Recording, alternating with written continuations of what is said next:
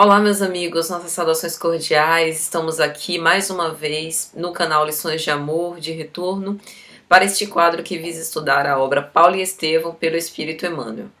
Nós estamos atualmente estudando o capítulo 7º, as epístolas da segunda parte da obra, e já gravamos alguns vídeos sobre esse capítulo e hoje vamos para mais um. No vídeo anterior nós vimos que o apóstolo Paulo está em Corinto e tendo tido uma experiência um tanto quanto atormentadora nessa cidade, como sempre, porque nós sabemos que Paulo, peregrinando pelas cidades, levando o evangelho de Jesus, sempre teve experiências dolorosas, tendo sido preso, açoitado, repudiado, principalmente pelos judeus, mas também tendo a oportunidade de fazer florescer naqueles corações, nos corações mais sensíveis à mensagem divina, os ensinamentos de nosso Senhor Jesus Cristo. E em Corinto não houve um desfecho diferente. Então nós vimos no vídeo anterior que ele houvera sido preso, lançado numa cela imunda, tinha recebido a flagelação, os 39 açoites, e que recebia tudo isso com imensa serenidade, imperturbável, com aquele sentimento íntimo de paz interior. E nós vimos que o então procônsul da Caia, Júnio Galho, que era um homem de grande bondade e educação, estava fazendo o possível a fim de que os ânimos sobressaltados dos judeus não infligissem mais duras penas ao nosso querido apóstolo. Então hoje nós vamos dar continuidade a essa cena. Depois de ter passado tanto tempo encarcerado, Paulo então é chamado, e Emmanuel vai fazer questão de lembrar que só depois do meio-dia os soldados desceram ao cárcere para que Paulo comparecesse ao tribunal. E aí Emmanuel vai anotar que ele fez isso com imensa serenidade. Os judeus estavam exasperados para que ele fosse sentenciado e deixasse de fazer as pregações. Mas Júnio Galho, como era um homem justo e como mandava a praxe, ele ouviria as duas partes do litígio antes de proferir o seu julgamento. E assim houve. Então, para representante dos judeus, chefe da sinagoga, para que fizesse a acusação, estava presente ali Sóstenes, e não havia nenhum representante para a defesa da igreja de Corinto, para que o apóstolo fosse, então, defendido. E é interessante porque Emmanuel vai anotar: Paulo de Tarso, muito surpreendido, rogava intimamente a Jesus fosse o patrono de sua causa, quando se destacou um homem que se prontificava a depor em nome da igreja.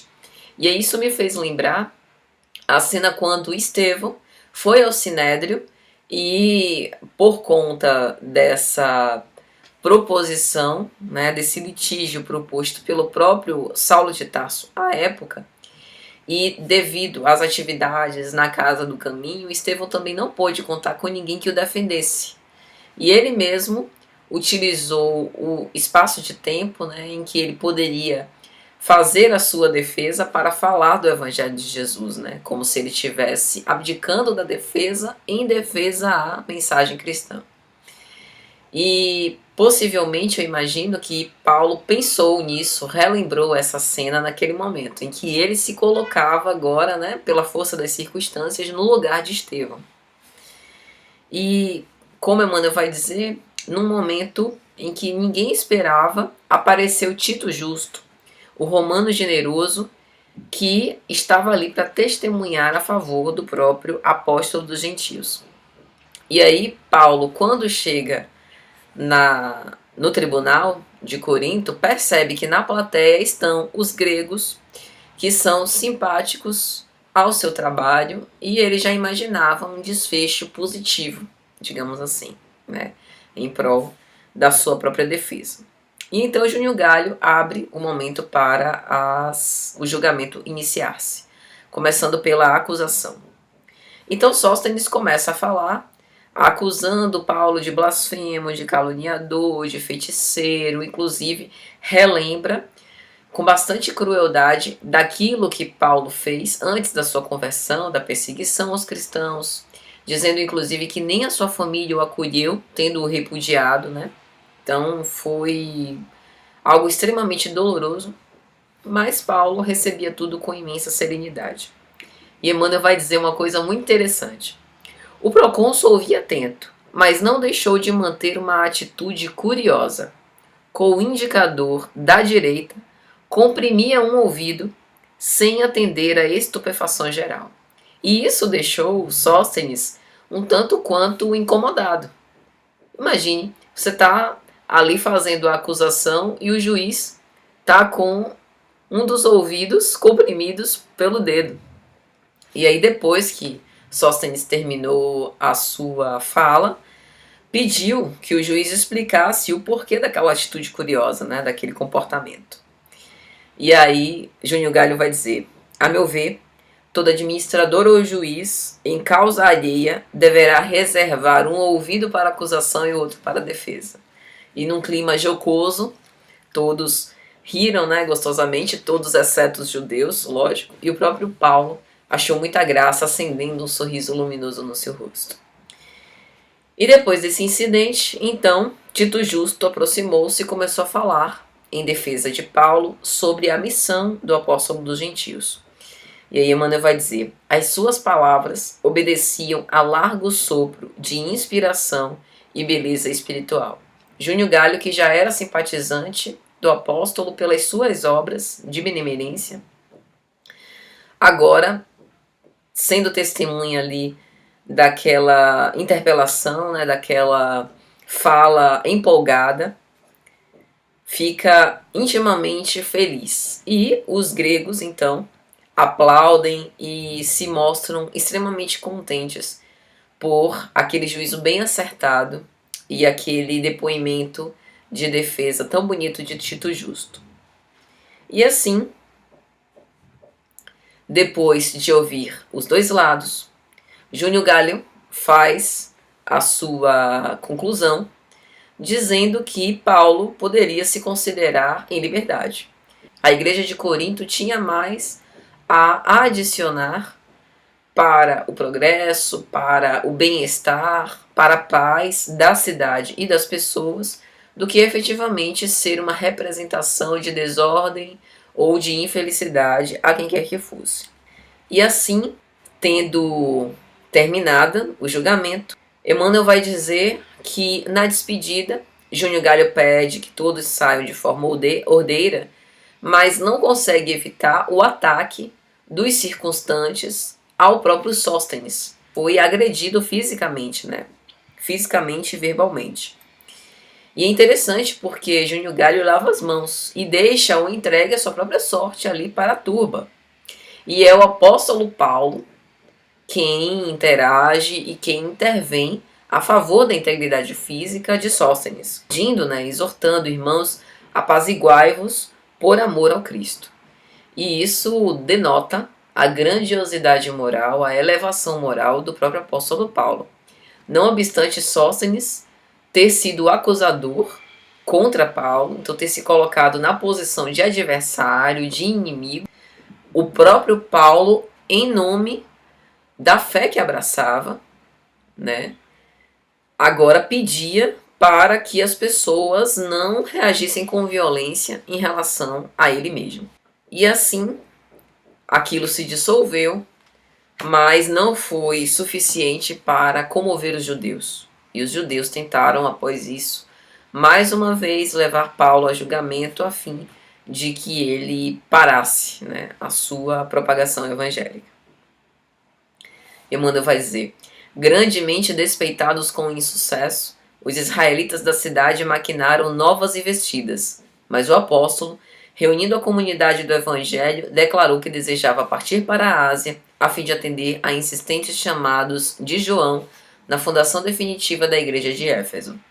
João tinha decidido fazer morada nas cercanias de Éfeso, junto com a Mãe Maria Santíssima, onde ele passaria ali até o fim dos seus dias. E então, dentro de um mês, Paulo resolve demandar Éfeso para ajudar nessas demandas mais urgentes, levando consigo Áquila e Prisca, que haviam se disponibilizado para auxiliá-lo. E aí Emmanuel vai dizer que a igreja em Éfeso passava também por momentos torturantes. É interessante porque em todos os lugares, né, onde os apóstolos tentaram estabelecer uma igreja para dar continuidade à propagação evangélica e para fazer com que a semente deixada por nosso Senhor Jesus Cristo tivesse condições de germinar e de florescer, sempre tinha confusão. E aqui em Éfeso não era diferente. A mesma coisa, né? As discussões infrutíferas, as questões pequenas, as dissensões ideológicas, né? As asperezas da própria convivência. Então eram desafios que precisavam ser vencidos. E aí Emmanuel vai dizer que com extrema delicadeza, Paulo aproveitou a oportunidade para confabular mais intimamente com Nossa Senhora. E aí Emmanuel vai dizer, impressionou-se fortemente com a humildade daquela criatura simples e amorosa, que mais se assemelhava a um anjo vestido de mulher.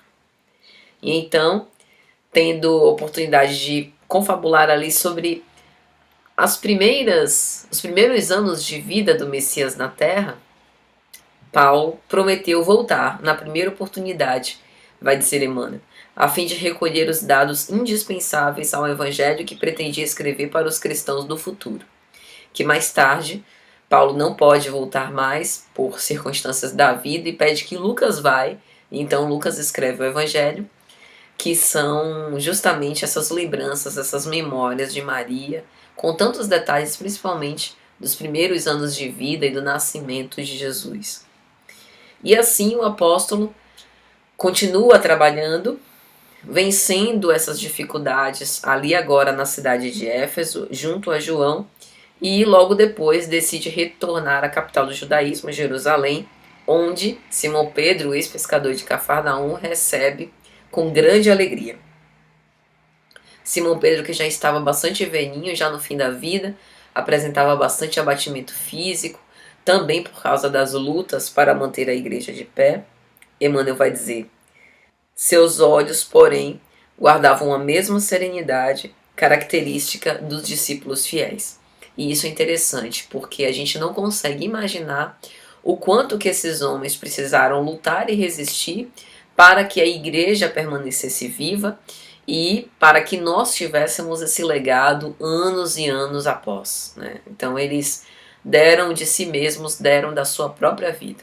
E nesse diálogo íntimo, o ex-pescador de Cafarnaum confabula com o apóstolo Paulo falando do sucesso das suas epístolas, não para a vanglória ou vaidade dele, mas para que funcionasse também como injeção de ânimo, falando da boa repercussão que as epístolas tiveram em todo lugar, vai dizer Emmanuel. Profundamente experimentado em problemas de ordem espiritual, alegou a convicção de que aquelas cartas provinham de uma inspiração direta do Mestre Divino, observação que Paulo de Tarso recebeu comovidíssimo, dada a espontaneidade do companheiro. E tudo isso é um refrigério para nossa alma, serve como estímulo para que a gente continue na luta. E também nos mostra que os apóstolos, eles não foram poupados, né? Todos nós estamos submetidos, ou pelo menos estamos suscetíveis a assédios espirituais. E estes homens, principalmente, foram aqueles que estavam na linha de frente e que receberam esse bombardeamento, mas em momento algum desistiram. E então, tendo agora esse conforto para prosseguir na luta redentora, Paulo decide demandar novamente Antioquia. Passa um tempo junto dos discípulos para descansar ao lado daqueles que verdadeiramente o amavam, mas, vai dizer Emmanuel, a sua poderosa capacidade de trabalho não permitia maiores intermitências do repouso. São aqueles momentos muito raros em que Paulo se permite estar perto dos seus amigos para respirar a longos exaustos, aquelas brisas, né, aquele ar puro que vai dar fôlego para as grandes lutas que viriam a seguir. Mas o nosso apóstolo incansável não ficava muito tempo se demorando no repouso. Então é isso, meus amigos. Esperamos que tenha sido de alguma sorte útil e até a próxima, se Jesus permitir.